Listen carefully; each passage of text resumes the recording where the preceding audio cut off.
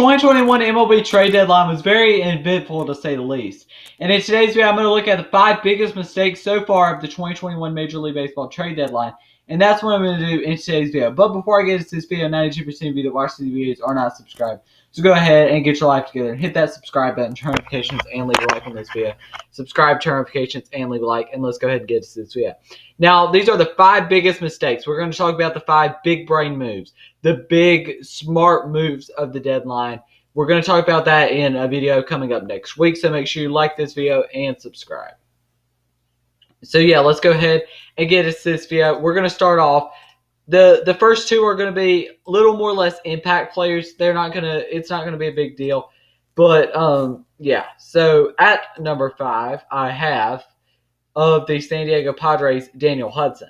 Daniel Hudson he didn't have a great season with the Nationals, but I thought he was a guy, after what he did in the 2019 World Series with the Washington Nationals, that possibly could do something good for this team, that could be positive in the bullpen, and especially possibly just bring them a lot of postseason experience for a rather young team come playoff time. But Daniel Hudson has not done that. Since the trade deadline, as you see on the screen, he is 0-1 with a 6.52 ERA in 13 appearances. That's just not good. It's simple. Now, I didn't expect like a 2 ERA out of Daniel Hudson, but I certainly expected better than this. The Padres need some good bullpen arms so they can really win this wild card, because they're currently tied with the Reds for the wild card at a 73-65 record, and they've not been playing that great.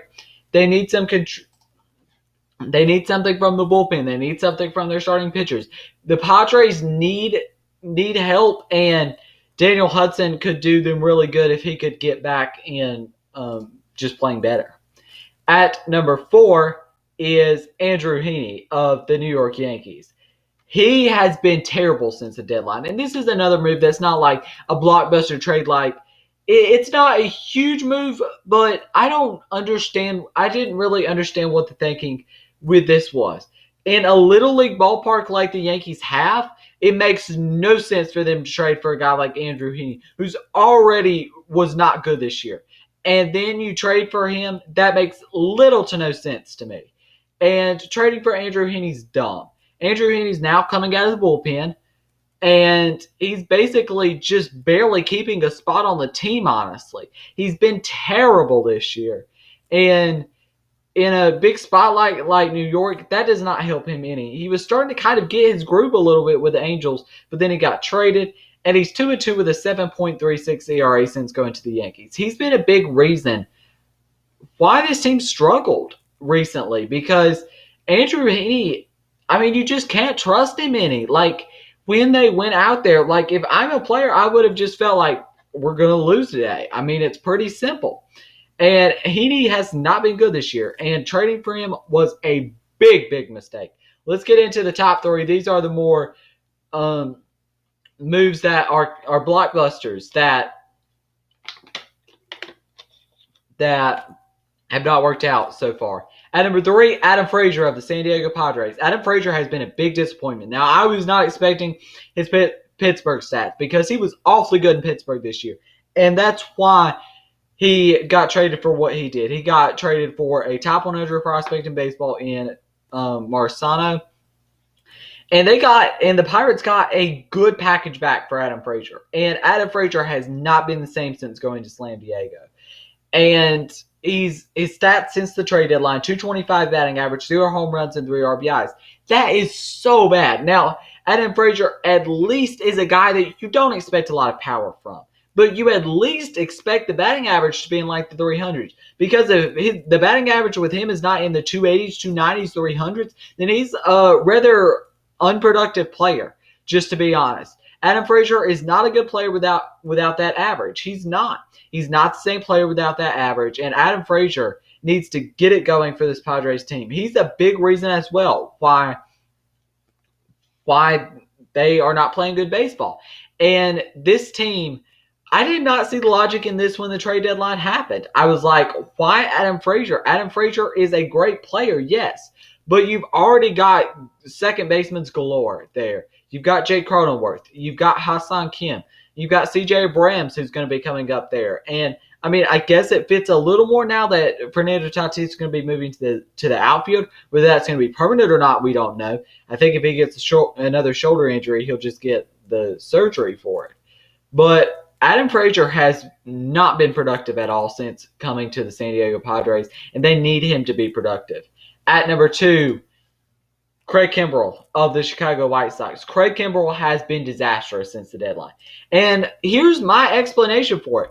It's not totally Craig Kimbrel's fault. He was put into a bad situation when he came to the White Sox. With the White Sox already having another closer in Liam Hendriks, this was just not a good fit straight off the bat. It's not a good fit. Him pitching in the 8th inning is not what he needs. He's a way better pitcher in the 9th inning. And Craig Kimbrel would have been way better suited on a team. I mean, probably any team but the White Sox. The White Sox have the best reliever in baseball, and you have to add Craig Kimbrel. I just don't understand it, and he doesn't really know what role he's in. Is he the 8th or 9th inning man? And Craig Kimbrel, I think, for a crucial playoff run and a big playoff run for the Chicago White Sox team, making it to the ALCS World Series, whatever, Craig Kimbrel has to be good because with how good their starting pitching is with Carlos Rendon, Lucas Giolito, Dallas Keuchel, who's not been great this year, but still. Craig Kimbrel's the guy that they need to be really good. In the 8th and 9th inning, they really need Craig Kimbrel to be very good. And they need Liam Hendriks as well to be really good. And Liam Hendriks has been good this whole year. Since the trade deadline, he's 1-1 with a 5.79 ERA. That is less than impressive for Craig Kimbrel, going back to his 2020 stats. And number 1 on this list, it's Joey Gallo of the New York Yankees. The second Yankees trade to be featured on this video. And boy, has Joey Gallo been bad. And I think Joey Gallo is a really good player. He plays a great outfield, but he never hits for a high average. And the power's still been there since going to the Yankees. But I think his big thing has been the change of scenery. Going from Texas, which is a very small market and a losing team, to go into the Yankees where their fans are just erupt. And like if you don't get a hit, like it's like, oh my gosh, we just lost the World Series with how passionate their fans are. And they're 78-60 right now, just half a game up in the wild card. Or actually 2 games up in the wild card right now. Half a game for first place in the wild card. But this team is on an L4 right now, losing streak of 4 games. They're 2-8 in their last 10. This team's not playing good baseball. And Joey Gallo cannot bat in the second spot anymore.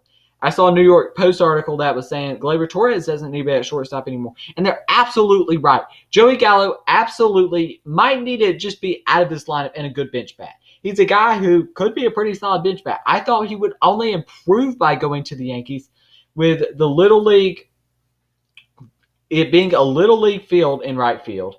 And the Rangers got a heck of a package back for him. They got Ezekiel Duran, Josh Smith, Glenn Otto, who just now is making his major league debut. But, I mean, they got a package back for Joey Gallo, and I knew that he just kind of was worth it. Like, he wasn't worth this much of a package. They also gave up Trevor Hauver in this trade, and they also gave up one other player. I'm trying to look right now. If you'll give me a second. That was it. But yeah, Joey Gallo has been terrible since going to the Yankees. A 130 batting average with 6 home runs and 13 RBIs. Like I said, the power's still been there, but boy, has the average been terrible. And it was terrible in Texas, but it's even worse now. And this guy can't be batting in the 2-hole. And if he's even batting in the lineup, he needs to be towards the 7, 8, or 9. And this guy's got to be in the lineup. If you paid this much for him to get him, you've got to have him in the lineup. But this was a dumb trade by Brian Cashman. And I said it when the trade happened that this was a dumb trade, a lefty bat that just contributes to their problem of striking out so much. With Stan, Judge, all their guys strike out a ton. And they just get another strikeout king, average low, and this was a dumb move. It's simple. This was the biggest mistake of the 2021 MLB trade deadline. Now, let me go back through the list real quick. At number 5, Daniel Hudson. At number 4, Andrew Heaney. At number 3, Adam Frazier. At number 2, Craig Kimbrel. And at number 1, as we were just talking about, Joey Gallo. So yeah, that is going to be the end of today's video. If you enjoyed it, make sure you leave a like, subscribe, and turn notifications because like I said, 92% of you that watch these videos are not subscribed. So go ahead and get your life together and hit that subscribe button, turn notifications, and leave a like. Thank you for watching, and